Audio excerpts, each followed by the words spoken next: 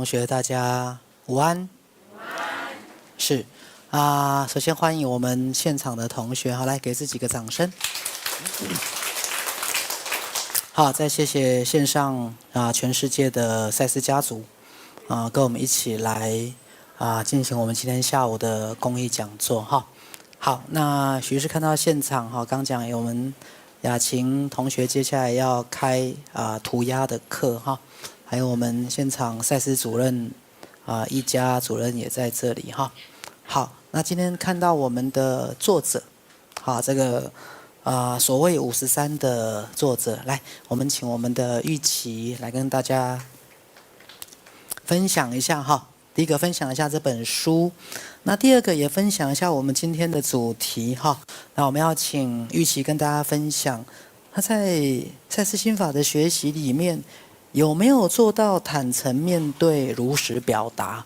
那等一下我们公益讲座结束的时候玉琪可以在外面来为大家签名，对不对？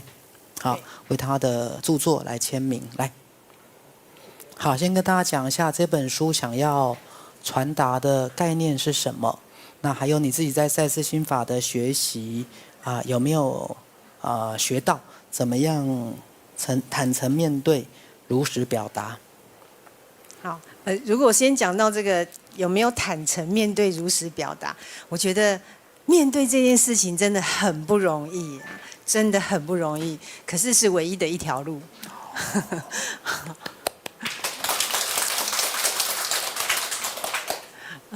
那我是玉琪哈，那今天在这边要跟大家介绍我的这本新书，所谓53。那因为刚上市然后有些人就会对这个53，然后觉得很好奇，就觉得这个名字好抽象哦，这个书名好特别哦。就是2年前是53岁的概念。好了，继续。对，然后还有人猜是不是电影的剧本。还有人猜是不是侦探片其实是我53岁的时候写下的心路历程，写着写着现在已经55岁了。然后要介绍这本书之前，就是真的要再提起许医师要把许医师再拉进我的生命里面，因为发现我的生命如果没有赛斯心法的话，我不知道会不会继续下去或者是说继续下去的话，如果没有你，日子怎么过？对，如果没有你，今年55岁嘛，然后我是在40岁的那一年遇见许医师，看到一家的双胞胎妹妹，对。对，我们得到一个结论：结婚之后人会老得比较快。好了，来，请继续说。40岁的时候认识许医师，然后那个时候是因为生病，癌症，然后来找许医师。可是我来找许医师的时候，其实那时候我根本不知道许医师是谁，我也不知道赛斯心法，我也不知道赛斯我只是因为有人介绍我一片免费的 CD， 然后上面有许医师的演讲。然后许医师，我是因为冲着里面的一句话来找许医师。许医师说，现在不管你现在遇到任何问题一定都有千百种方法可以解决。我真的是冲着这句话，然后来找许医师的。对，因为我也是这样骗我自己的。对，一路骗到现在。对。然后因为那个时候的我对自己的生命充满很多的疑惑，还有问题，我就想那。你到底是谁？你真的有办法可以解决我的问题吗？所以我就抱着很好奇的心情来找许医师，然后就这么一路到现在了。那就被骗了15年。真的，而且已经被骗到不知道被骗了。所以就一直待下去。然后其实在这个过程中，在跟许医师在咨商的过程中，许医师因为知道我就是会日文，所以不断的鼓励我把许医师的第一本书就是《绝处逢生》翻译成日文版。然后这边有吗？日文版的那有吗？来拿来献一下。日文版的，在这边。来你继续讲，我请他们拿，就是来。啊，还有那个西班牙文版被沉默带回去。哦，被带回去，那有日文版吗？哈，好，没事没事，好来坐。哦，日文版在哪里？哦，在那边哈。我们要证明，凡走过必留下痕迹。来，你比较重要哈。来，给大家看，那镜头麻烦给我们特写一下哈。对，凡走过必留下痕迹。好，对，来叫那个，它的日文叫死地活路开。死地活路开，就是绝处逢生的概念。对，凡走过必留下痕迹。它的这个译者啊，就是张玉琪。来，鼓掌一下。好，如果你们有认识的日本朋友日本朋友，还有我们网络上如果有我们日本的赛斯家族，你们都可以来索取。对，然后也可以来注印，好吧？我们在日本的赛斯家族，你们可以来索取或是来注印，比如说注印个1000本、2000本，然后再送给你们日本的亲朋好友。好，来。不过这本书一译就译了5年，译了5年哈。但前后许医师就一直不断的鼓励我。其实那个时候是不知道，那个时候只觉得天哪，你又不知道我日文怎么样，你怎么敢给我翻？然后我现在想起来好发抖哦。可是许医师就说：“我是老板我都不怕了，你怕什么？”就一路就是真的就是一路就死地活路开，对，一路就在这种自我怀疑啦，然后又很多，就有时候因为翻译翻到，因为里面都是写心灵的嘛，有时候自己的心情情绪不通的时候也翻不出来，所以就一路这样翻翻停停，一路就翻了5年，然后过了5年之后就中毒了。就赛斯中毒。我要先开个玩笑，许医师最大的优点是常常让你觉得你行，许医师最大的缺点也是常常让你觉得你行。好，来继续说。可是真的翻译完这本书之后，其实这本书对我来说，就对我后面的书，甚至是今天这本书，其实都有很重要的意义，因为就有很关键性在我的生命中。因为翻完这本书之后，因为我有一个愿望，就是要成为一个作家。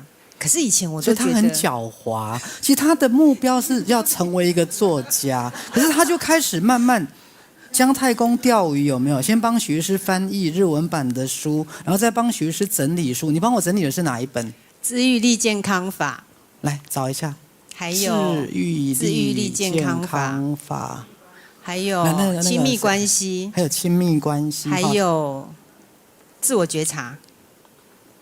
哇，那么多本哈！自愈力健康法，来，我找到了，来，各位，你看他是多么的脚踏实地，因为可能你们来到这边就会觉得我想来当作家，我也想跟玉琪一样。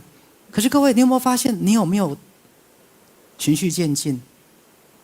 你没有哦，各位懂我意思吗？来，所以玉琪的部分要让大家看到什么叫做脚踏实地。来，把那个几本都帮忙找出来一下。那个，亲密关系，还有一本什么？自我觉察。来，你看，他为了自己要当作家，为了要让许医师跟赛斯文化帮他出书，他开始什么？放长线钓大鱼。各位仔细听哦。第一个先得癌症，代价好大哦。第二个来看许医师的门诊。第三个，他开始翻译这一本《死地活路开》，花了5年。再来还帮许医师文字稿这个逐字稿整理了3本书。所以各位，许医师先让大家看，偷鸡也要10把米呀。常常你们想当一个老师，想当一个作家，好，想象他现在坐在旁边，好，然后想在这边等一下，在外面为大家签名，所谓53。各位，对不起，你们常常都想一步登天。来，听懂了没有？赛斯心法的脚踏实地不是像你们这样玩的，人家是翻译了1本书，帮许医师整理了3本书，然后放长线钓大鱼，偷鸡也要10把米，然后慢慢引许医师上钩，有没有？慢慢引赛斯文化上钩。那因为整理了3本书，文字也训练的还不错了，然后在许医师这边又开始有 credit 知道哈，有功劳了。对，然后当然许医师就会帮他出书。所以各位，你们都没有想过要先那个什么雅琴哈？各位，没有付出是没有收获的。各位记得，没有投入是没有收获的。脚踏实地的理想主义者，是你真的要愿意去投入，愿意去付出。这样雅琴同学知道吗？不要在那边唧唧歪歪的。来，继续说。来，然后翻完了那个绝处逢生之后，我就对自己稍微有一点信心了，就觉得那我可以成为译者，那我也可以成为作者吧？对，就离我的目标又更近了。对，脚踏实地的理想主义者，讲一遍。对，你想要当工作人员，你有没有先从志工开始？你有没有先从服务开始？你有没有先从靠近许医师，好，先来做你想做的事开始？很多人都是设立了很高的目标，然后根本不愿意弯下腰来，听懂了吗？根本不愿意当脚踏实地的理想主义者。你今天要爬得高，你就要弯下腰。我们香港的同学，洁玉。对，来，我们给香港同学鼓掌一下。对，低调是吧？遇到许医师就不能低调。等一下，请你上来让大家认识一下。这个同学也是许医师在香港很早期的同学，几年了？洁玉我的17年，但是17年是吧？17年。我的是17年。对，许医师17年前的学生。就坐在这里了。等一下，我们请他上来，来一起继续。对。好，翻译完《绝处逢生》之后，然后就开始整理许医师的。我整理许医师的第一本书是《自愈力健康法》。好，我想赛斯文化会找我，也是因为这本书是讲疾病疗愈，怎么样启动我们身体的自我疗愈力。好，然后一边在帮许医师整理这个整理书的过程，然后我自己也开始着手写我自己想写的书。其实那个时候有一点就是非常有价值感，因为有自己就是把自己当做那个鲁伯，有没有？一边帮赛斯传递赛斯书，一边自己写自己的书，对，然后自我感觉非常良好，这样。好，然后可是其实我在写那个帮徐师写第一本书的时候，其实我也被退稿，我也被总编退稿过的，就是在训练怎么样写。来，跟各位讲，当你们在价值完成的时候，你们都不要觉得一次就会成功。好，成功是属于愿意弯下腰来的人，而且愿意面对挫折跟失败。我跟大家举个例子，像王继庆写那个心内革命有没有？他是全部写完了，把稿子给方志，全部退稿，全部重写。来，各位，一个成功的人跟一个失败的人怎么差别？一个成功的人是你被退稿1次，退稿2次，退稿3次，你还愿意去修改，直到被接受为止。一个自尊心很强的人，自我意识很脆弱、很玻璃心的人，你被退稿1次你就放弃了，明白了没有？来，各位，所以为什么很多人一天到晚在抱怨？其实你根本就没有脚踏实地啊。对，所以被退稿是正常的。那许医师为什么没有被退稿呢？因为我是老板啊，退我稿，我就开除嘛，对不对？但是问题你要当老板，你要当出版社的老板才可以啊，对不对？对嘛，来继续。所以就退我的稿。对，但是也是这样子一次的训练之后，退我的稿，死路一条。死地。然后其实我现在是出第3本书嘛，第1本书是《亲爱的你好》，就是我在跟徐医师咨商的过程中，就是赛斯心法怎么样改变我，然后我又怎么样被赛斯心法的观念冲击到的那个过程，我就写在我的第1本书《亲爱的你好》里面。你继续说。那第2本是我是吃爱长大的就是因为没货了，没货了，因为等一下都可以一起签名啊。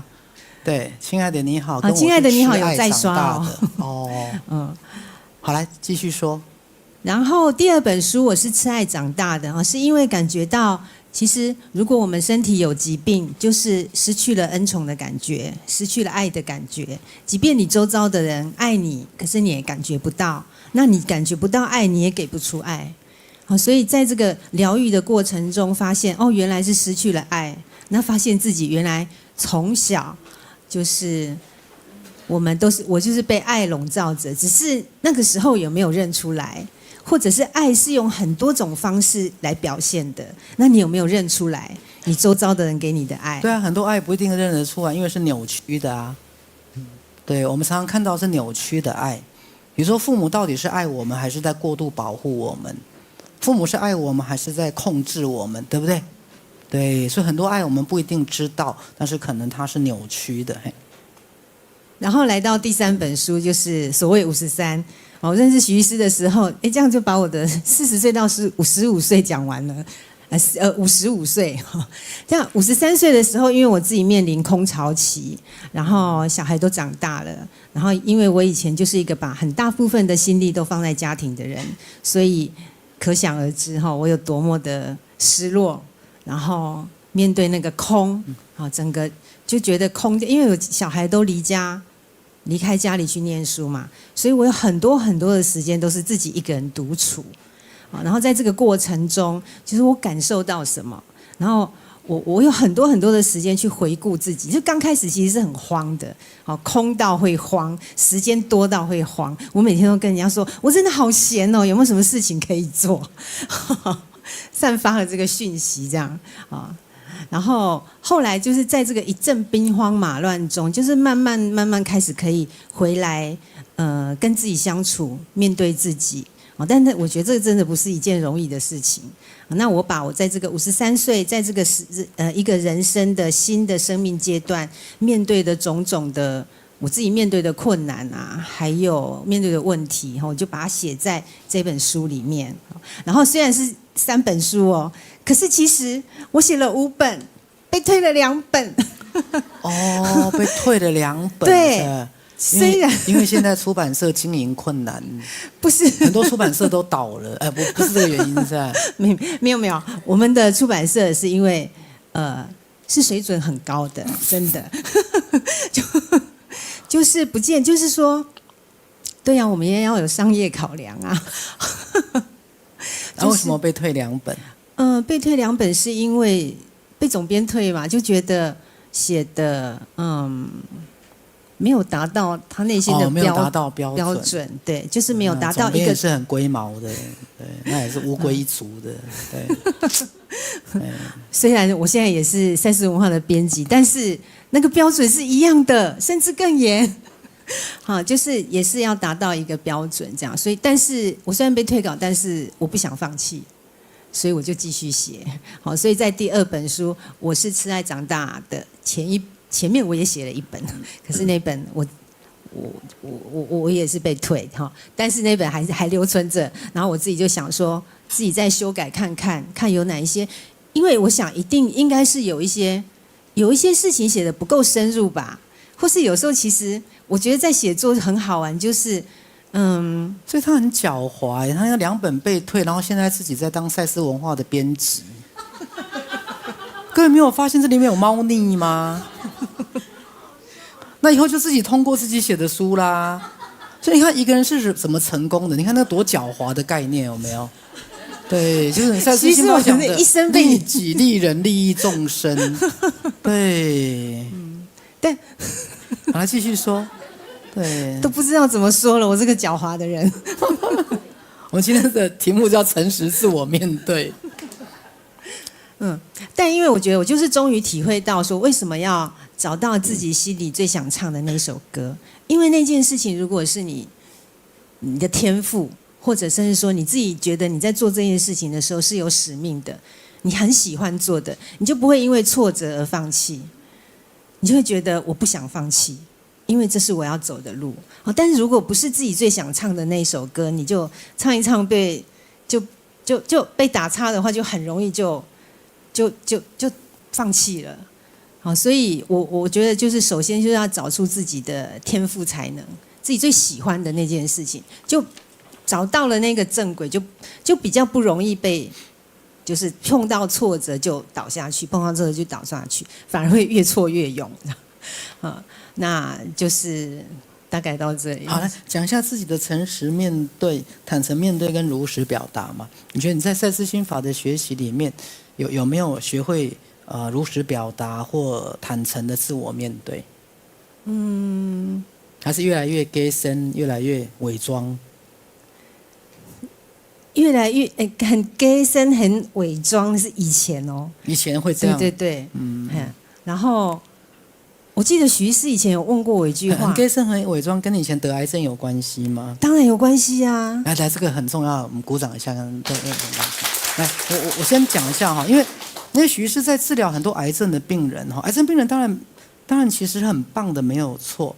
可是他们其实是比较压抑自己，或是牺牲自己，来把事情做好跟做完美。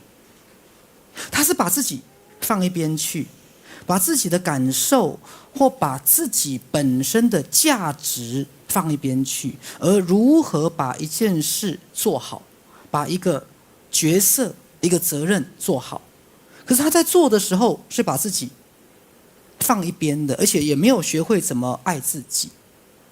好，那真正所谓的价值完成，应该是外面把事情做好，把责任尽好，是因为我肯定了我的价值，而我的存在的价值自然而然显现在外面。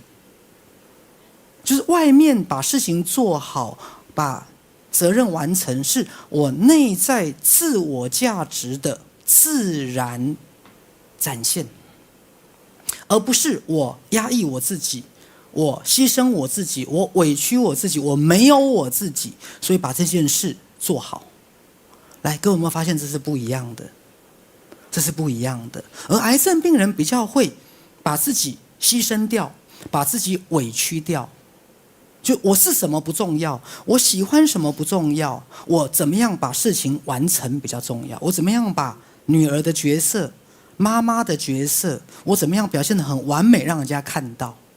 至于我自己的感受，我要把它压抑住，比较是一个牺牲者跟压抑者的心态，而不是一个内在的一个很自然而然的一种内在的能量跟价值的显现出来。好，比如说今天徐医师在这里，我是很自然的、很真诚的把我的内在显现给你们看，把我内在的想表达的表达给各位，还是其实我是压抑了、扭曲了，甚至委屈了我的内在，而呈现出我希望你们看到我的样子，这就不一样咯，这就完全不一样咯。对，来。对，我记得以前徐医师就问我说：“你到底是在当你自己，还是在当你爸爸的女儿，还当一个好女儿？”对，其实这件事情我从来在徐医师问我之前，我从来没有思考过这件事情。来继续说。然后你到底是在做张玉琪这个人，还是在完成别人觉得你很棒的那个自己？那来，各位有没有发现这不一样哦？你到底是自我内在的一种显现跟展现，还是其实你是在压抑、隐藏你真实的自己，然后只是想表现出让别人觉得你很棒的自己？来，我已经开始切今天的主题了，有没有发现？来，我从来没有思考过这个问题，我只知道要把事情做好，然后被交代的事情就要负责任。所以虽然没有思考过这件事情，可是我听到许医师一问这一句话，我说不出话，我就开始哭了，就稀里哗啦开始哭了。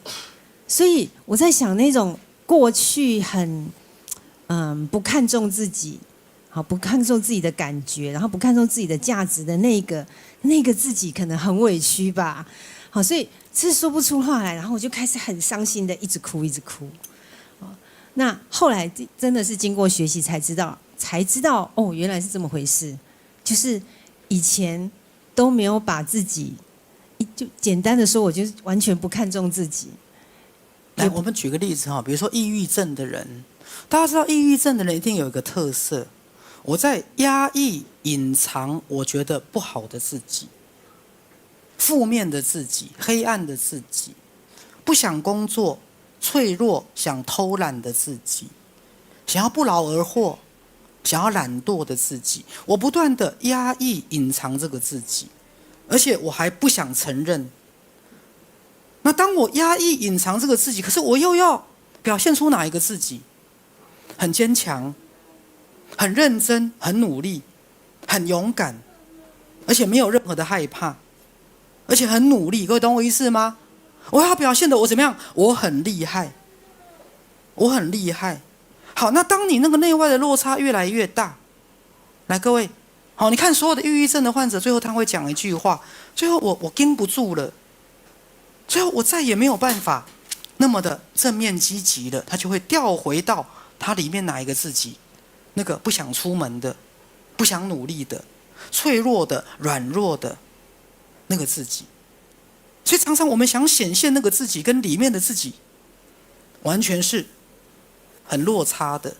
好，那癌症的病人也是啊，癌症的病人常常想在外面展现一个让别人看到很完美的自己，可是也许你里面你从来没有想过你是谁，跟你为什么要活着，你喜欢什么不喜欢什么，你只想去当你爸爸心目中的理想的女儿，你只想去当你公公婆婆或你先生心目中理想的太太，你只想去当一个你周遭的亲朋好友觉得很骄傲很棒的你。但是你到底是什么？你喜欢什么？你有爱自己吗？各位没有哦。所以活到后来，活出一个好像很光鲜亮丽，但是很空虚的自己，最后活了一个什么？寂寞。那当回头要找自己找不到哦，因为我已经迷失我自己了哦，我已经迷失我自己了哦。对 ，OK， 来，请继续。所以等于进入三世心法之后，才开始这个过程，就觉得从小好像我们的教育从来没有告诉我们这件事情，就是完全没有意识到这件事情。然后，对，我再补充一下，因为我们从小到大的教育一直告诉你你要成为什么样的人，可是到底你本来是什么样的人，没有人教你哦。我应该成为什么样的人？可是你本来是什么？各位，你本来是什么？你有认识过你真正的自己吗？你有回来好好的觉察你本质的自己吗？到底你是蜜蜂，是蜘蛛，还是蟑螂，还是螳螂？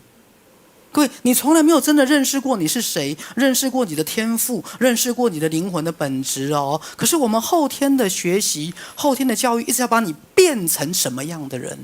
于是我们一辈子想努力成为什么样的人，可是你连你本来是什么样的人，却从来没有认识过。各位，就像你们现在坐在这里，你真的认识你是谁吗？你真的知道你原来的样子是什么吗？还是你只是一辈子想要去成为父母、老师、社会告诉你你要成为的样子？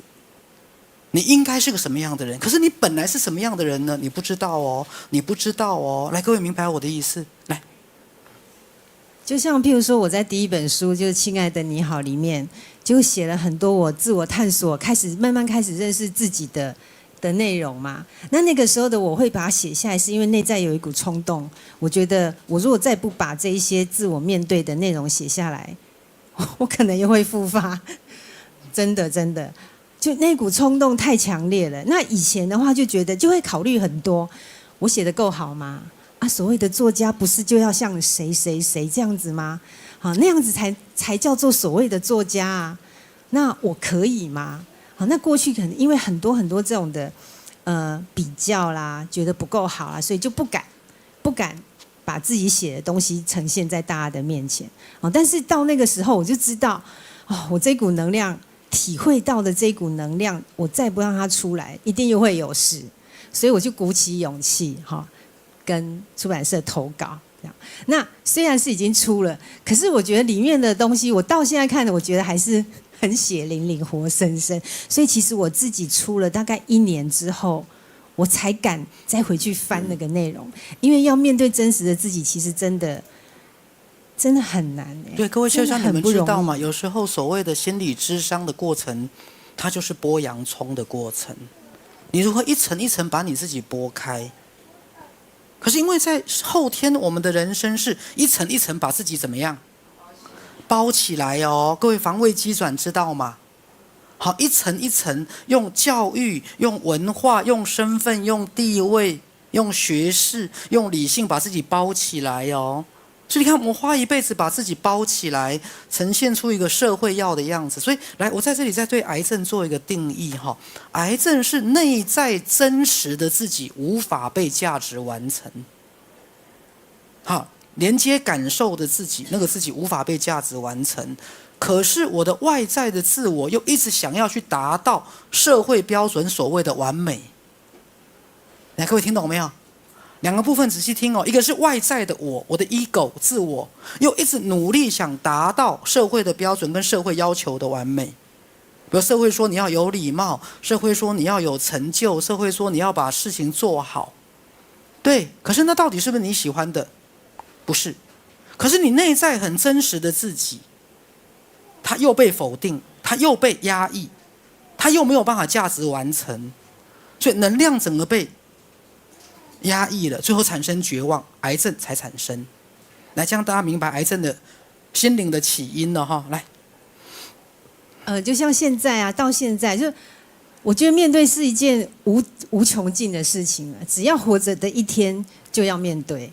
好，然后我现在在开始有接心灵驿站的课程嘛，啊，就是健康之道，那就是我们这一期的上一期跟这一期的学员都是以癌症病人为主。好，那我自己接下这个工作，我觉得我也是想要挑战一下，然后甚至其实我也有一种热情，然后想要把我自己在这里透过赛斯心法走过的历程，然后分享给癌友，好，希望可以帮助他们吧。好，但是这时候又来了，就会觉得啊，我一定要给他们一些什么东西，然后就是造成很大的压力。对，你是要把事情做好，还是要自我价值的展现？对，两个不一样哦。你是要把事情做好，那个是很外在的哦，还是内在自我价值的展现？这是完全不一样的东西。对，就我觉得那个惯性很快，就是无影随形，随时都会回来。一开始是那个热情，然后开始做的时候就觉得我这边要做好，那边要做好，我一定要做到最好，我一定要给他们最这样的，就会想很多。那可是后来就会觉得这样子好累哦，好累哦。好累，后来就发现，我把真实的自己展现出来就好了。我只要把我自己经历过，你是怎么得到癌症？你是怎么疗愈的？你是从怎么样一个翻译作家变成文字整理的作家，到自己出书的一个作家？你怎么走过你的这个空巢期？你怎么走过你现在人生的岁月？只要很真实的呈现，那就是最珍贵的啦。对啊，后来就发现，其实那一开始愿意呈现真实的自己的时候，人就松下来了，因为就轻松了嘛，不想掩饰了，不想演了嘛，对不对？真的不想演了，好累哦。坦白从宽，抗拒从严嘛，对不对？是，就不想演了，不想盯了，不想那么累了，不想活给别人看了。对，可是通常大家这时候就会变抑郁症，躲在家里不敢见人，有没有？对，然后觉得自己很棒的时候又出去拉拉手，对不对？觉得自己很糟糕、很自卑的时候又躲在家里，对不对？然后不想见人。对啊，你看有病，对不对？是不是有病？有没有病？有病。好，来，好，然后我8月8号在这里晚上的7点有一场我的新书的分享会。那我会在这边呢，再跟大家谈一谈我写这本书所谓53这本书的心路历程，还有我的生命故事的分享。那也很希望大家都可以来这边，来到现场，然后跟我们一起，我们大家可以做一些交流，还有一些讨论，这样。好，我们谢谢玉琴哈。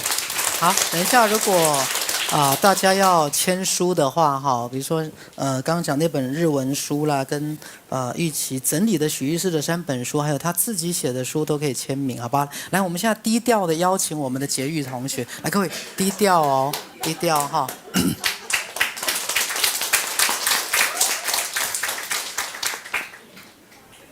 来坐。哇，真的来，很低调的。今天在这里看到他，我很讶异哈，因为洁玉其实他是香港人，是许医师在17年前到香港开始推广赛斯心法的时候的，应该是第一批的学生。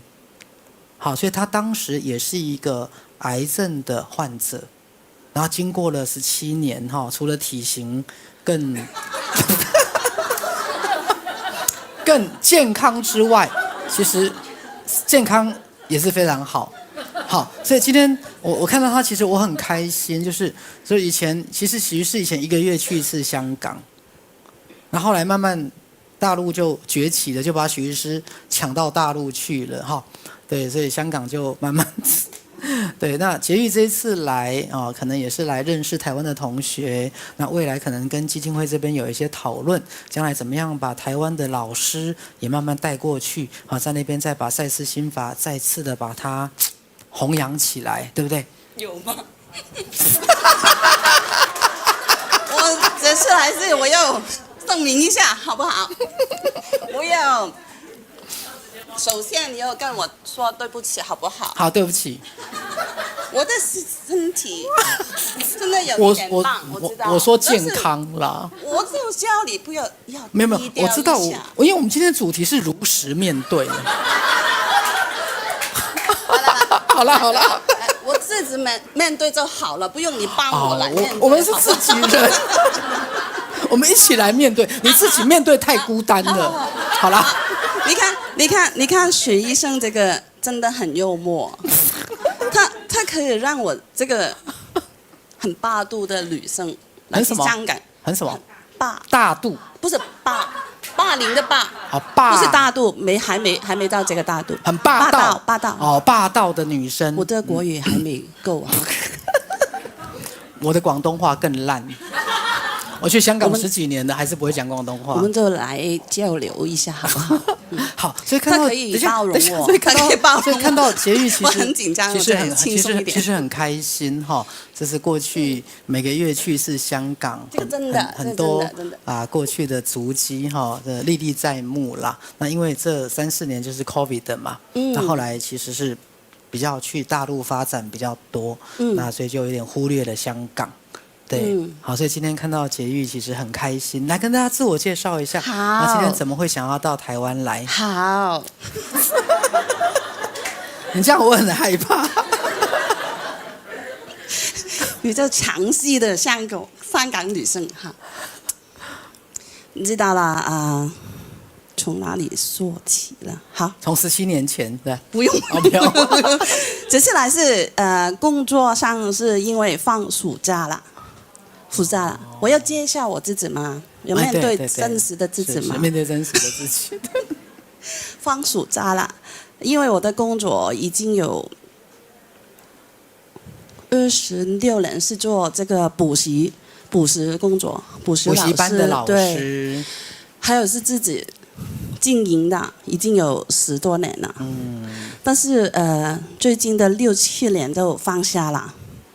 许医生，你知道的，应该在2018年的时候，你来香港的时候，在工作坊里面，我跟你说，我放下了我的事业了，因为我给自己一份礼物了，因为2006年就是17年了，又说起来了，我给自己一份礼物，就是差不多10年了，我的癌症的经验。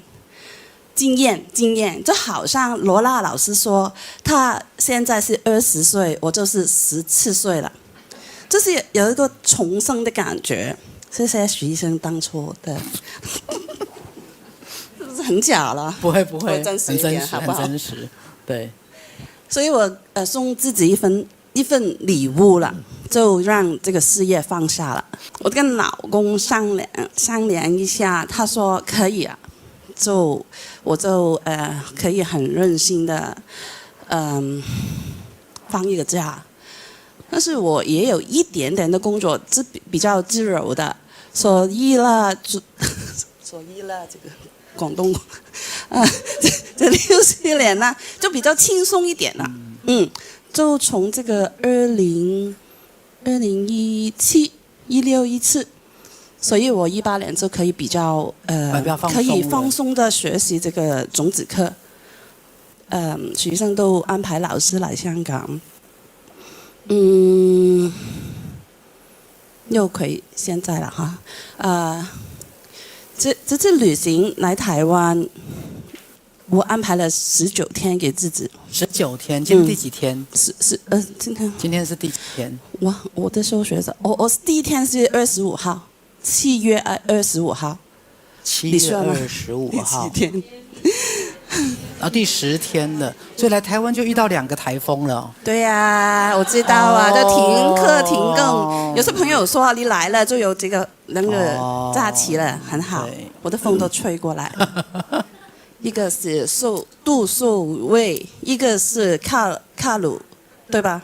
能够名清对2个，因为他们都有生命的，有名字的，我都记下来。对，跟他们好像下礼拜好像又有个台风要形成。第3个。对，你看，因为圣婴跟反圣婴现象就是这样，要么就是都不来，要么就是每个礼拜都来。对，然后跟女人的那个例假一样，很讨厌。好，来继续说。还好，女人，你说女人对吧？我的学习呢，已经可以跳脱这个女人跟男人了。因为在赛斯书里面说，我们要整合我们的女灵和男灵，对吧？所以当许医生说什么女人什么女人的时候，以前我一定要打他的，因为他有一点令我不生气的感觉。但是我觉得，我坐在这里了。我要顾一顾我自己的形象，对形象啊，对，不能太如实表达，要压抑自己的暴力倾向，对不对？你知道我说什么？我不知道。真的，我觉得在心灵本质里边，心灵的本质里边，就说，你看我在说。书本的可以开读书会，好，他介绍一下这本书里面真的说了这个男灵跟女灵的概念，对，所以都可以超越这个性别的规范，比较轻松一点啊。对，就是节育这17年来。从来没有断过赛斯心法的学习啦。那甚至现在在香港，其实还是在持续的来接触跟推广赛斯心法。对，有的，这个是真的。这未来就不能讲了。我们讲过去跟现在好不好？但是我知道还有另外一个概念在赛斯里面，我觉得真的很棒的，就是过去、现在、未来都是同时存在的。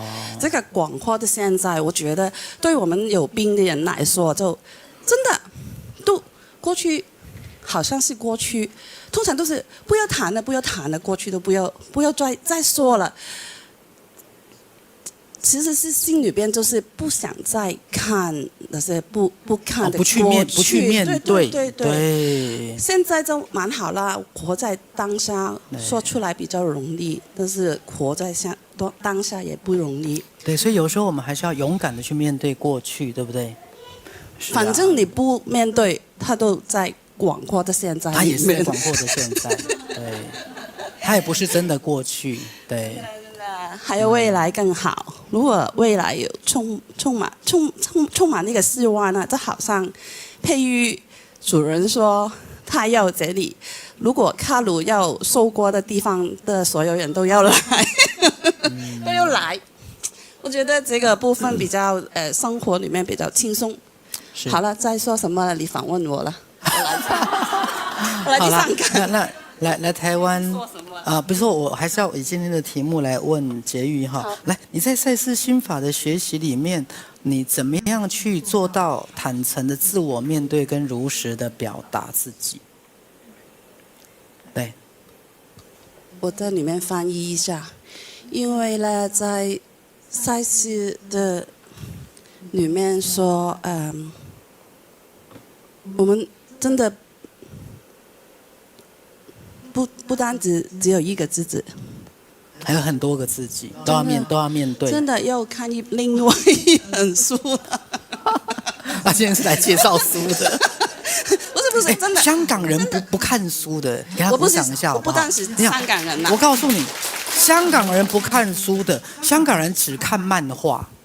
从以前最早的如来神掌有没有？对，香港人不看书的，但是我不但只是香港人，好不好？是，我看书的，中文书、英文书都看。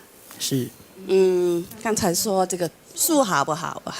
多面向的心理学，就是这个心灵政治。对，心灵政治里面，对。我不是在卖书，我只是想到什么从哪里来就说什么。对。你问得很好。你这个问题问得很好，谢谢。对，所以每个人都有很多自己，怎么样如实的去面对啦，多面向的自己，好不好？好，那我们就谢谢。讲完了。讲完了，我们时间差不多了。真的很享受。低调，谢谢低调，低调，低调。谢谢。OK， 好，来，我们非常。谢谢婕妤哈，那说实话也会希望婕妤慢慢来，婕妤好慢慢扛起来将来香港推广的大旗，好不好？好，你跟佩瑜讨论哈，好来，许医师要回到今天的主题，来回到今天的主题，许医师还是要做一个邀请哈，来，我们今年的11月18、19。礼拜六、礼拜天，那我们有这个，然后17、18是荣誉村民工作坊，那18、19是我们的赛斯大会。那今年的主题是魔法游乐园。有今年赛斯大会的主题就是要强调每个人与生俱来的内在感官，就所谓的超感官知觉。好，等于说我们今年的赛斯大会，简单来讲就是一种群魔乱舞的概念，好不好？好，就是要以每个人的内在的超感官知觉作为主轴，所以18、19，我们希望所有的包括也希望婕妤带队过来哈，在我们赛斯园区里面2天1夜的食宿完全由基金会招待。对，然后我们这个19号的中午有板豆。大圆桌，一桌10个还是12个人，一桌10个人，好，那我们会来吃这个流水席，好不好？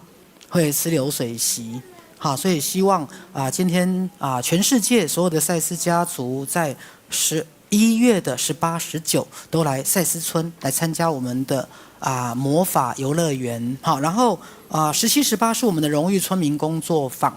那希望来赞助我们赛斯村的也能来参加。好，那再来我们基金会的下半年度我们非常重要的一个课程就是魔法学校的课程。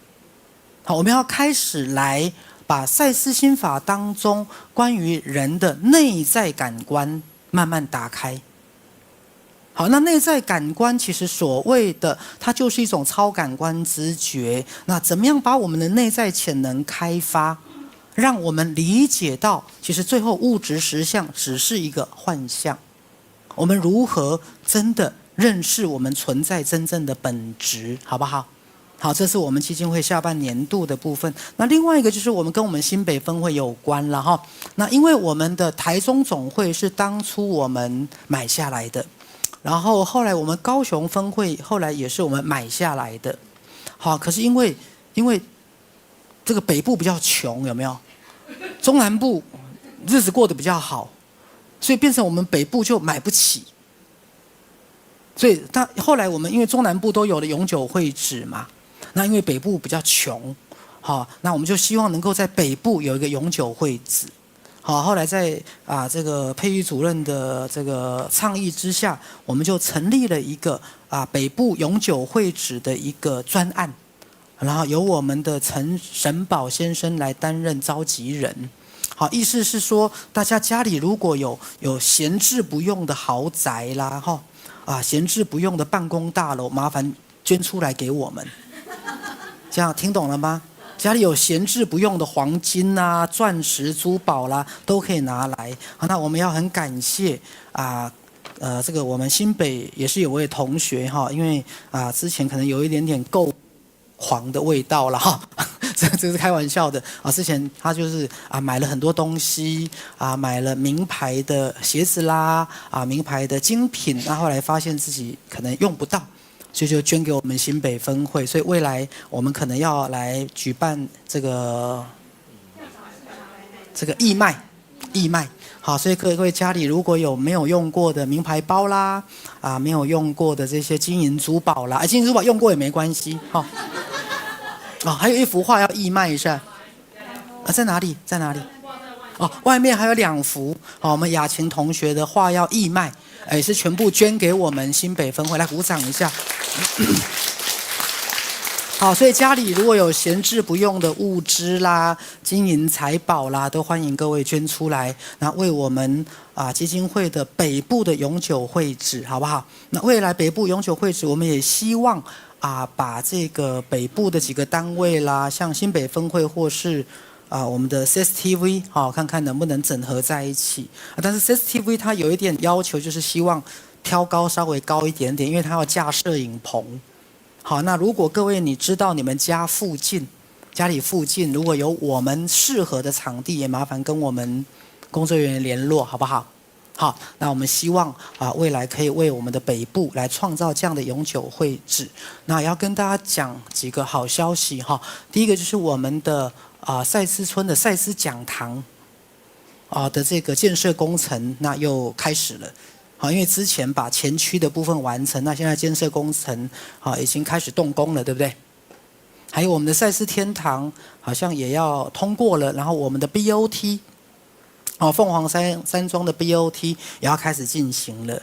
好，简单来讲，我们所有过去跟大家讲过，我们基金会要进行的这些活动，那因为前3-4年是因为 COVID， 然后目前所有的东西都开始在进行了。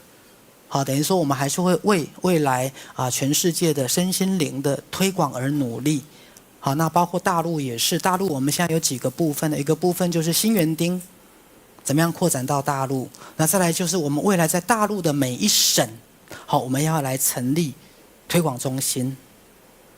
好，那再来就是我们这个新园丁的培训，我们要扩展到大陆去。对，好，希望把身心灵的观念带给全世界，好不好？带给全世界。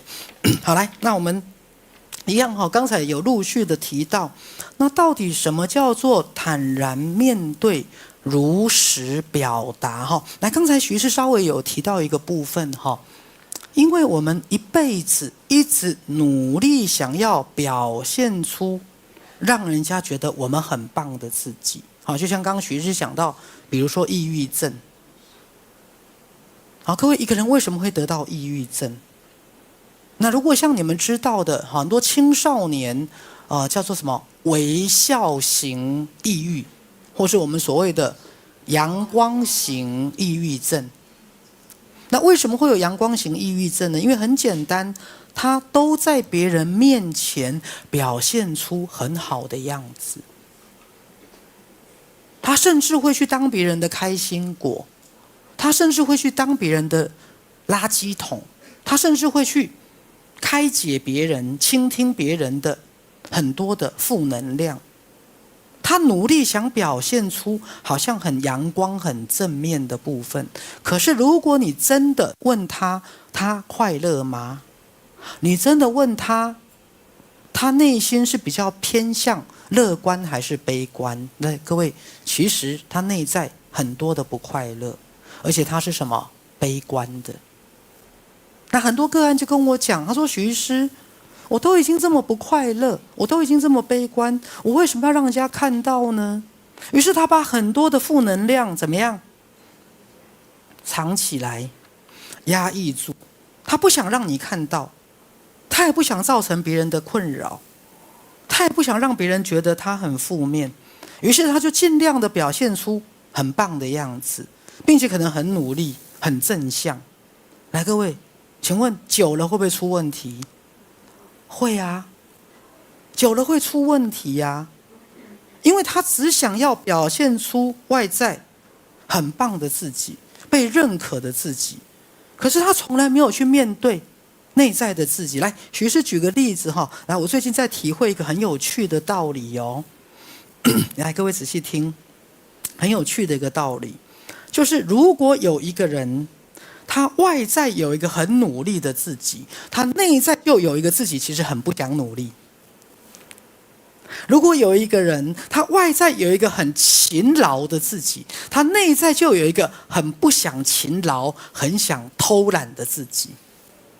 如果有一个人外在有一个很坚强的自己，很勇敢的自己，他内在就有一个什么？反向的，很不坚强、很害怕、很不想努力的自己，明白了吗？可是通常你只愿意承认哪一个自己？外在的表现出来的。各位，这是我们后天的学习哦。你都只想承认很勤劳、很坚强、很勇敢、很努力的自己，你不想承认什么？内在有一个自己其实不想出门，其实不想努力了，对不对？是啊，好像现在很多年轻的男性都想找阿姨嘛，对不对？阿姨，好，我不想再努力了，有没有？阿姨，我不想再努力了。好，所以为什么抑郁症发作的人，他缺乏动力，他不想出门，他不想见人，平常所有喜欢的都变得怎么样？不喜欢。来，这个自己本来在不在？他本来就在呀。来，各位仔细听哦。抑郁症的人，抑郁发作的时候，他抑郁的自己其实本来一直都在，但是怎么样？他从来没有真实的面对。来，明白了吗？抑郁症的人，他什么都不想做的自己，只想待在家里，谁都不想见的自己，甚至连出门都不想出门的自己，这个自己在不在？在哦，各位，这个自己在哦。所以当你在日常生活当中，你什么都不想面对，那你一直隐藏，请问有一天会不会爆发？它会爆发。各位，好，那等你抑郁症来的时候，你知道我怎么会抑郁？我怎么抑郁？我是不是缺乏血清素？赶快去吃血清素的药。各位，你缺脑子啦，你缺什么血清素？你有病，精神科医师才有病啦。各位，那个抑郁症的事情为什么会跑出来？因为就平常从来都不面对呀。你缺什么？你缺血清素？没有，连你脑子有洞啦。各位，因为你平常根本不想承认它。因为我们的社会鼓励什么？我们的社会鼓励正向努力，有没有？我们的社会很少让我们去面对内在的自己啊。来，请问各位，你们有没有想偷懒的自己？就像台湾人就是有病啊，台风根本还没有来就吵着要放假啊。那只要那个首长不放假，就威胁他，你到底还要不要连任啊？就大家就爽到台风假，根本无风也无雨，对不对？可见你们多不想上班，你多不想上班来，对不对？我记得这一次好像那个卡努来了嘛，那个桃园就没有放嘛，对不对？就有人威胁那个桃园市长啊，你到底要不要连任啊？各位，所以大家重点就是不是要台风大不大，而是台风来就一定要放假的意思啊。可见你有多不想工作，来，是不是？然后各位，你又很虚伪，你自己不想工作，你就不要去上班，然后又要放台风假，又逼人家给你他放台风假，对不对？就明明是自己不想上班，又逼人家要给你放假，还要给你薪水，对不对？对。来，各位有没有病？有。对啊，台湾人就是这样子啊。那你不想上班就自己不要去呀，但是你又不能接受自己不去，对不对？你要逼人家给你放假，还要有薪水，对不对？各位懂我意思？你看人多么不想自我负责。各位，你们知道日本没有台风假？日本人的观念是台风来了，你要不要上班自己决定啊。日本没有台风假，台风再大都没有台风假。各位，我先告诉大家，以前大陆有一个心理学家叫武志红，写了一本书叫《巨婴国》。巨婴，来，好，他这个国指的是中国啦，他指的是全中国的人民都是什么？巨婴啦，各位就是没有切断脐带啦，都是过度被保护啦，然后一群不想自我负责的人呐。各位，整个社会文化变成巨婴，来，各位，台湾也是巨婴啦，就是你什么都不想自我负责。于是政府就立了更多的规矩来规范你，听懂了吗？各位，人什么都不想承担呐，就是你不要告诉我自己决定，你帮我规定就好啦。那帮我规定最好怎么样？你就不用自己负责啦。来，听懂了没有？来，那个一家音量不要一直调，我这边就会一直变。好，调一个就好了哈。来，所以刚提到，因为学士音量也会变大变小，所以。巨婴国的概念就是，各位你都不想自我负责，像日本就没有台风假这个东西。日本就台风再大，你出门自己决定要不要上班啊？你为什么要政府帮你决定呢？你为什么要公司帮你决定呢？来，各位懂了没有？可是我们真的很坏哦。我们同时又不想自我负责，同时又要人家帮我们决定，同时又骂那个帮我们决定的人。来，你们是不是巨婴？是不是？巨婴啊，对，同时又不想自我承担，同时又要别人帮你负责啊，别人帮你负责错，你又要生气，是不是？各位。你看这次台风假就是这样子，摇八叉。对，好啦，徐师要讲的是，我们如何回来如实的自我面对。来，我刚刚讲那个概念很有意思哦，有一个自己很阳光，可能就有一个自己很抑郁；有一个自己很认真，就有一个自己不想认真。像小朋友也是一样，你要小朋友从小学开始认真念书。你就要记得，他有一个自己要认真念书，他就想有一个自己怎么样？去玩，去偷懒。可是我们都没有去理解这个东西哦，我们只想接受某一个自己，不想接受另外的自己。所以我刚刚讲，在我们慢慢长大的时候，我们就一直把自己包裹起来，一直包裹起来。好，第一个我们不想自我负责，第二个我们不想如实的自我面对。好，这是刚刚徐师讲癌症的病人也是啊。来，什么叫如实表达？我刚刚讲的很有趣的一个比喻哈，一个就是我牺牲我自己，我也不去问我是谁，我是个什么样子的人，那我只想表现得很好给大家看，我只想把事情做好。各位，那在我们从小到大长大的过程当中，来，各位仔细听哦，这也是等一下学士工作坊的内容，很重要的内容，就是逻辑思考、理性比较重要，感受不重要。来，对不对？来，请问从小到大，我们到学校的学习、念书、功课，是在训练逻辑、理性、吸收知识，还是有老师教你去认识自己的感受？来，有没有？有没有一堂课让所有的学生认识自己的喜怒哀乐？有没有？有没有哪一堂课让你去觉察你的真正的感觉是什么？有没有？没有哦，都是在训练什么？逻辑、理性、知识跟推理，有没有？没有在训练感觉的哦。来，所以各位仔细听。所以当你们逐渐长大的时候，你们内在真实的感受是越靠近还是越遥远？来，大声说。各位，越遥远了哦。所以徐师要说的意思是说，我们整个的教育，人类目前的整个教育跟我们整个社会是，对不起，我直接讲它是错误的。就是我们越来越迷失我们自己，我们越来越找不到我们的感受是什么。你快乐吗？所以你问一个人，他可能成就很高，他甚至可能挣很多钱，他甚至可能学历很高，你问他你快乐吗？他会问你什么叫快乐？我已经很久没有感觉啦。各位，你的感觉是什么？来，当然我先讲一遍，我不是说你的感觉一定是对还是错，可能你的感觉是来自误解。可是各位，你对你的感觉熟悉吗？熟不熟？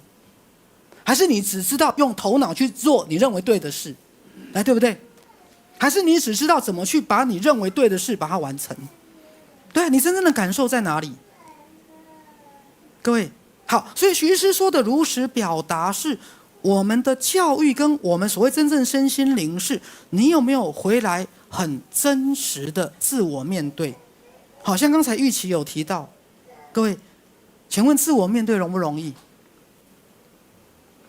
不容易哦。来，我举个例子来讲，我曾经有一个个案是强迫症，他到我门诊来看过很多年，有一天他突然告诉我，他说：“许医师，我到门诊来看你这么多年，我现在终于真的愿意承认，其实我是爱钱的。”我说：“爱钱？”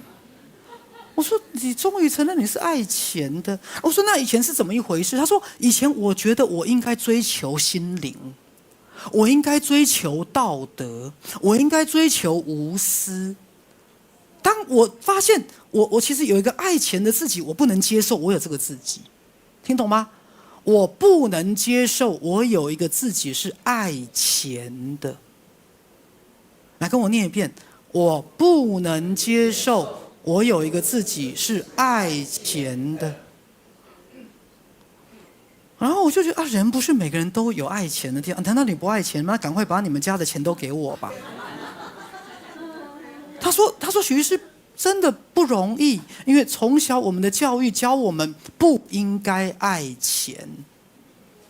从小我们的教育，来，比如说你们的小学课本第一课翻开有没有说承认自己是爱钱的？有没有？更早之前甚至还想说我不应该爱钱，对不对？来，各位懂我的意思吗？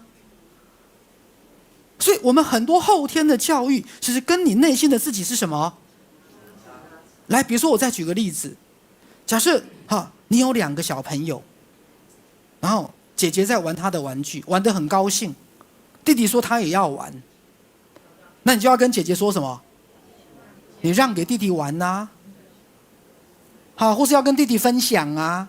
或者你玩那么久了，给弟弟玩有什么关系？然后就顺便跟姐姐说，你不要那么自私嘛。可是姐姐她只是想玩，她不想给弟弟玩啊。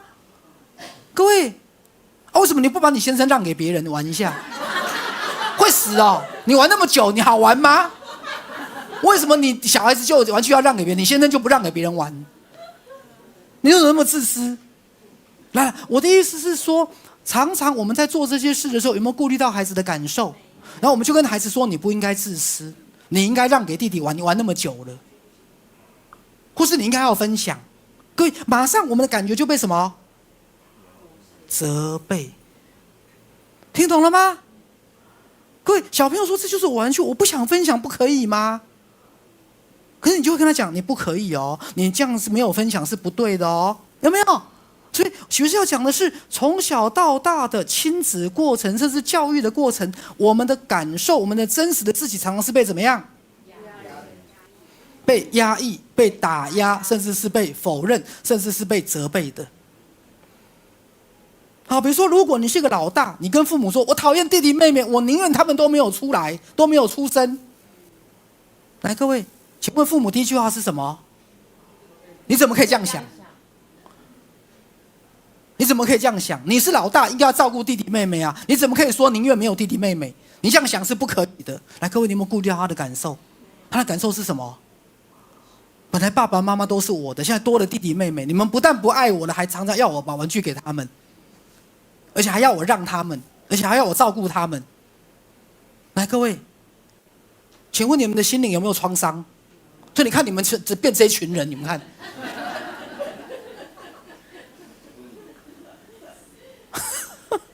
听懂了没有？对，今天你是一个老大，父母一定要跟你要让弟弟妹妹。对，是啊，不但要让弟弟妹妹，弟弟妹妹跌倒了受伤了还要打你嘞。对啊，就像以前我跌倒我受伤都是妮娜被打啊，因为他没有把我照顾好啊。各位，我都不会被打，被打都是他啊，他就是倒霉啊，谁叫他要当我姐姐，明白了没有？对，他什么都要让我啊，然后我受伤也是他的错啊。各位这样听懂了吗？那他就觉得怎么样？那你们重男轻女，那干脆我就去死就好了啊。反正我不重要嘛，反正弟弟哥哥比较重要嘛，对不对？对。各位，所以现在懂我的意思哈。然后父母就会告诉你，你不应该有这种感觉，你不应该有嫉妒，你不应该愤怒，你不应该计较，对不对？各位，叫你不要计较的人最会计较的啦，就你都不可以计较，只有他可以计较啦。然后台湾也是这样啦，很多都要女儿去尽责任、尽义务，他钱又都给儿子，有没有？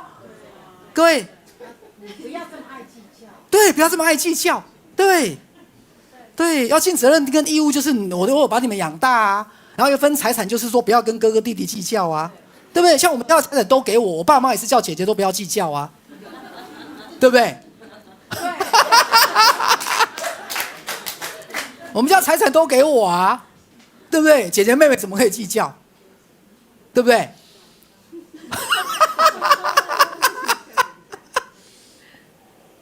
真可恶！你要财产就是计较，然后叫你帮父母的忙，你不去就是不孝。各位，那你的感觉呢？你的感觉呢？好，来，徐师要讲的是赛斯心法是一门回来认识自己内在真实自己的部分。我不是说你的感觉是对的，可是你记得你所知道的自己都是头脑我、理性我、知识我，而这个东西是比较外在的，这是后天的。来，请问你有如实面对你真正的自己吗？来，比如说我刚讲癌症，这个世界为什么这么多人得癌症？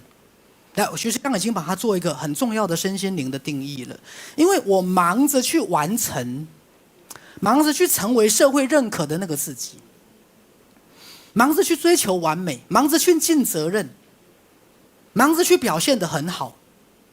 对，好，就像以前我有一个学长，好像到住院医师第2年得到脑瘤死掉了，后来死掉之前，那个学弟就去看学长。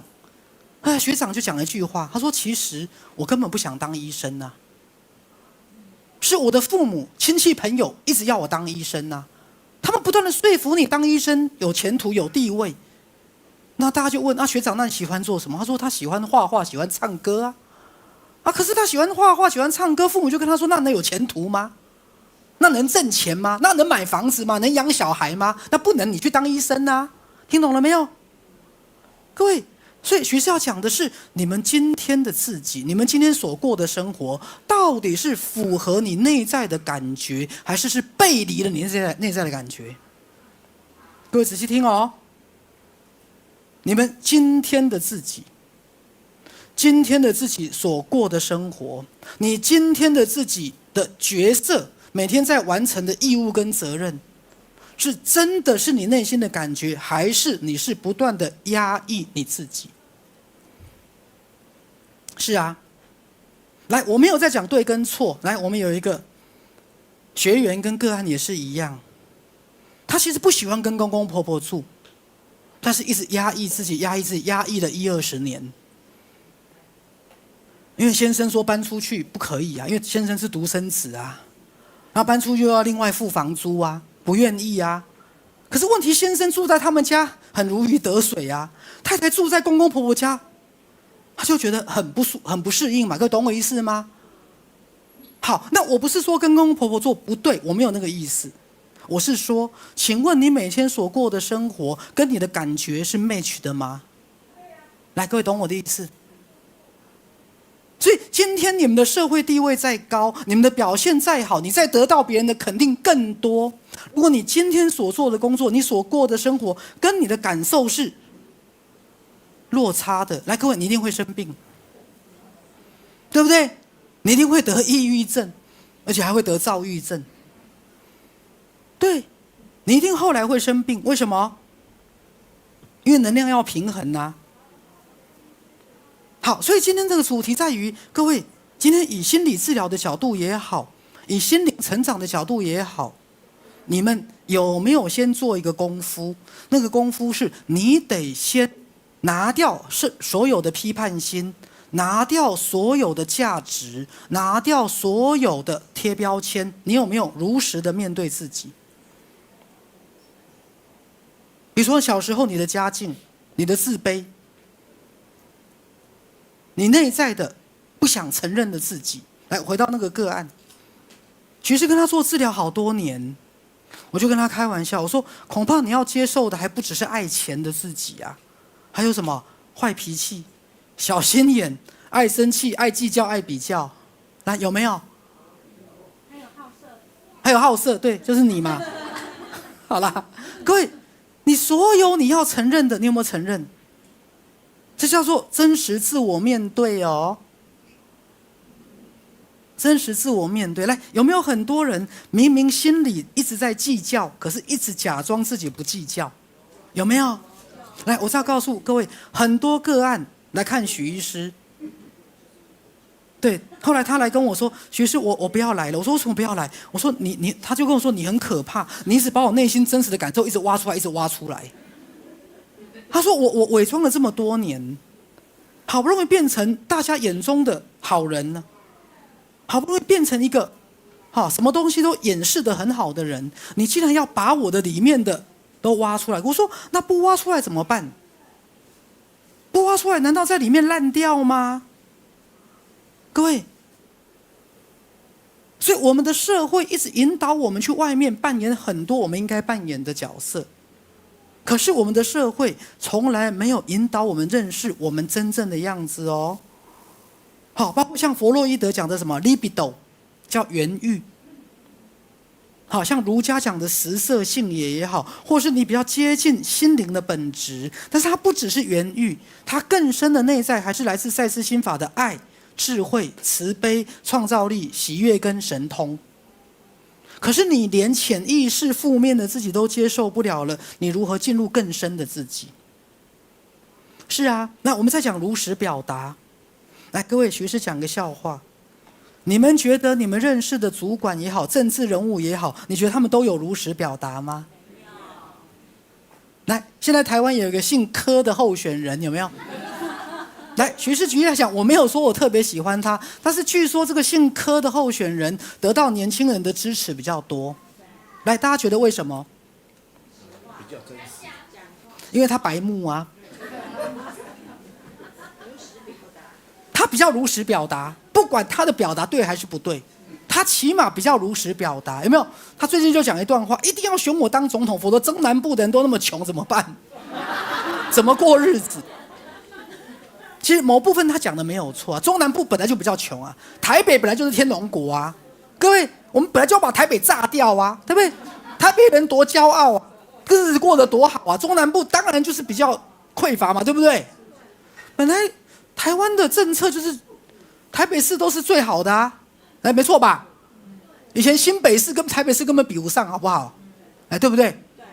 其实那个姓柯的讲的没错啊，对。可是问题他就太白目啦，对，所有的政治人物都不会讲实话，都在讲什么台面话。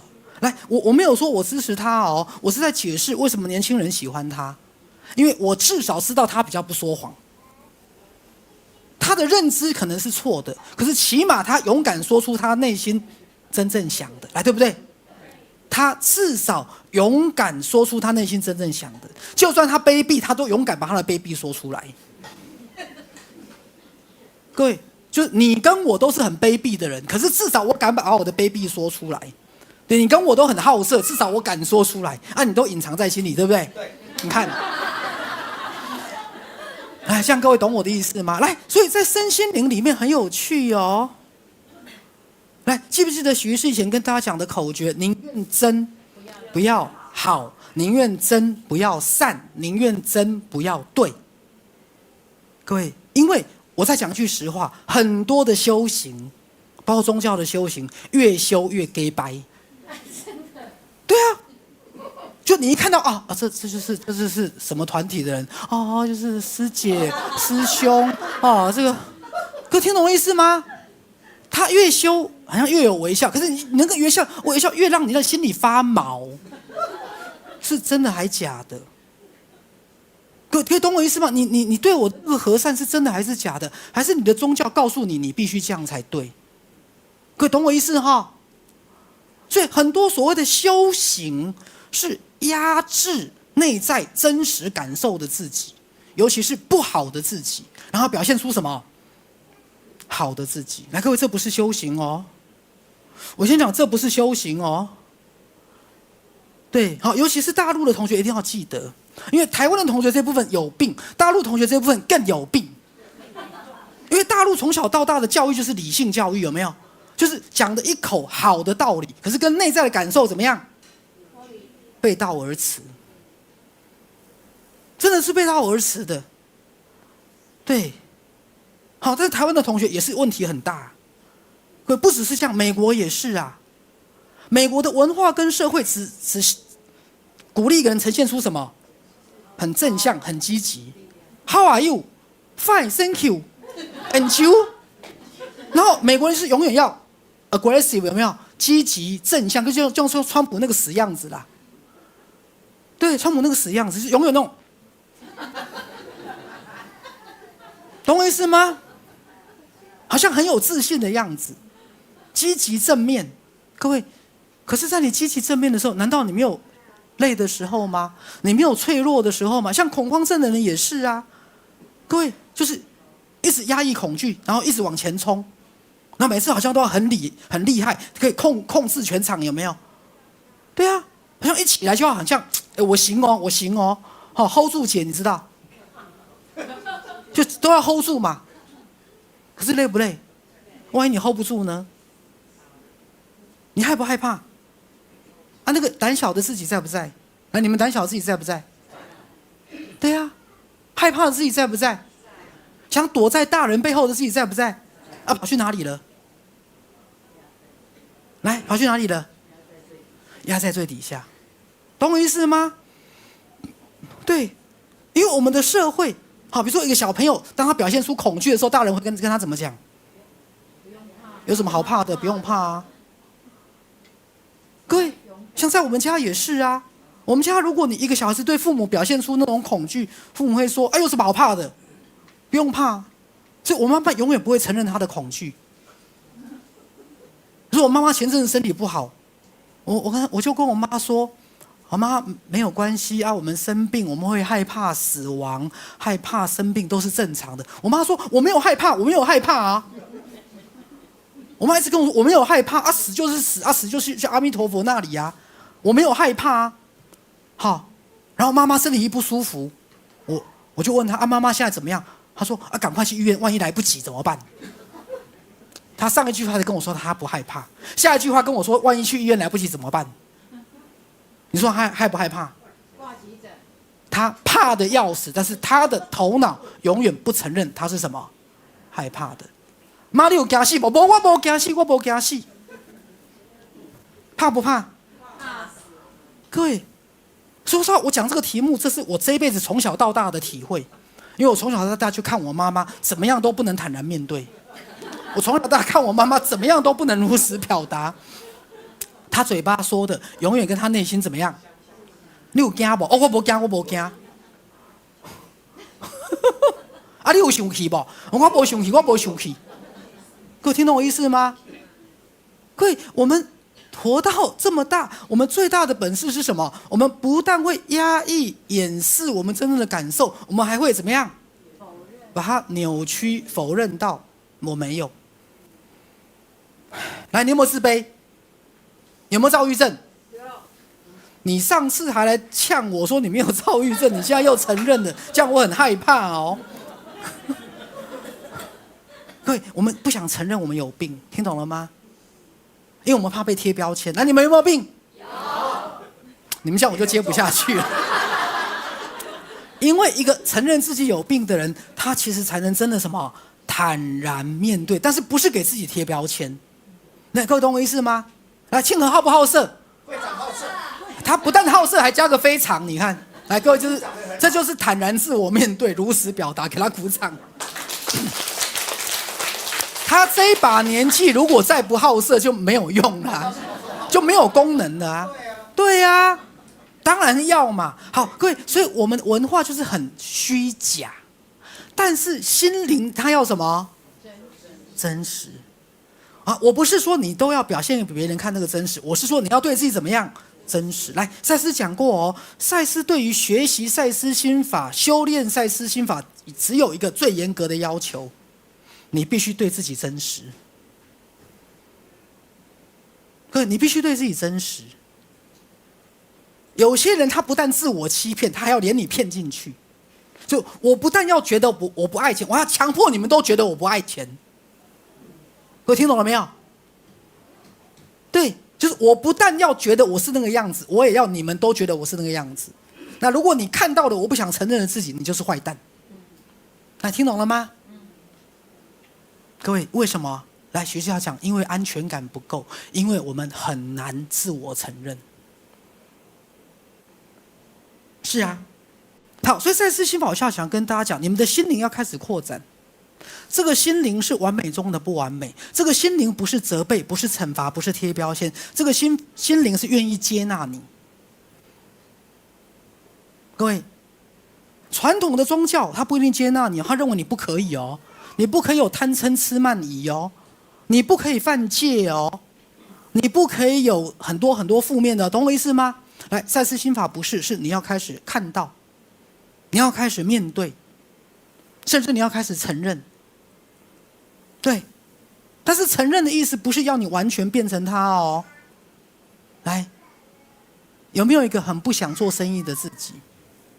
有没有一个很不想赚钱的自己？对啊，有没有一个很想懒惰、不想努力的自己？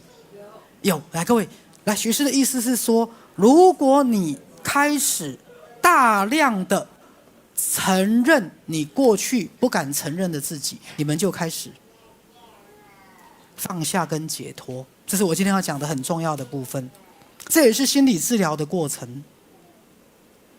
如果各位你开始愿意自我面对，比如说自我面对你什么爱面子的部分，自我面对你的自卑的部分，自我面对其实你是很不耐烦的，你是很爱比较的。各位，好像比如说我再举我妈当例子，如果我妈很能够承认他怕死，我就知道怎么帮他了。各位，他连承认都不承认，我怎么帮他？如果我妈妈很愿意承认，她现在常常很孤单、很寂寞，各位，那我就可以帮她了。对啊，我就可以帮她了。可是我妈承不承认？不承认。我说妈，那你很孤单，那你很寂寞，那不然我就推着轮椅带你到公园走一走啊。各位，那我妈又开始说了啊，我这样不能走路去公园给人家笑怎么办？各位，她连她的爱面子都怎么样？不想承认啊。那你有这么多的内在，你都不想承认，那请问所有你不想承认的自己，有没有把你自己框住，牢牢的锁住？那请问你走得出去吗？你走不出去，因为你连承认都没有承认，你连面对都没有面对，你怎么进步？那你真的那么爱开那个面店吗？你真的那么想要守在那家面店吗？我看其实你的黑暗面很想放火把那个面店烧掉，虽然你自己是面店的老板娘，因为把面店烧掉了你就解脱了啊，你就不用绑在那个面店里面了，你还表现出一副很认真很负责的样子。各位有没有？你说你假不假？来，所以各位，赛斯心法的修行，从愿意很真实的自我面对，所以你们一定有一天，你们都要回来面对自己。不管是你坏脾气也好，爱比较也好，自卑也好，心胸狭窄也好，没自信也好，你都必须如实的面对，因为唯有你如实的面对，你才能好好的进步。来，你的神经病要不要面对？要面对啊，因为每个人都神经病啊。好，那当我们在自我面对的过程当中，所以如实表达的意思是什么？来，有些人他不但不能承认他内在的自己，他还故意去表现出一个给别人看到的自己，虚伪的自己啦。就我不但不想让你知道我真实的自己，我还表现出一个，有没有？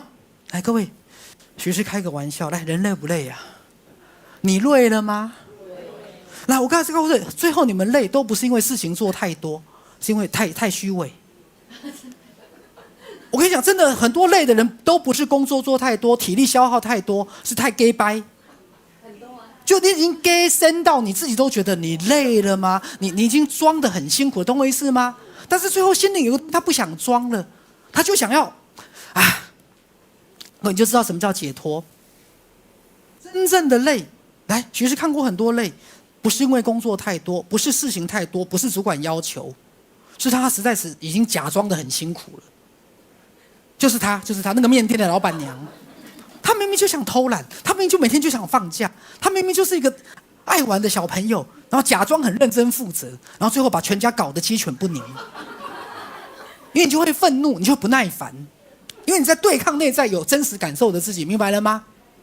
对啊，然后越做家事就越愤怒，然后就变成每天对先生小孩碎碎念。你不想当家庭主妇就说一声嘛，你不爱煮饭就说一声嘛，你干嘛那么勉强自己？你有病啊！听懂了没有？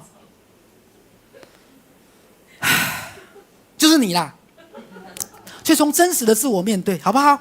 好，我们今天时间差不多了哈，来，徐师做最后的结论。赛斯心法的修行是不批判、宽容、接纳。你们先从承认、面对自己不想面对的自己、不想接纳的自己，然后慢慢一步一步再去如实的表达，好不好？然后再配合我们刚讲的有声书的学习啦、冥想的学习，然后最重要的是今年11月18、19来让赛斯村让基金会许医师请客，好不好？好，来，我们今天在公益讲座到这里，谢谢大家。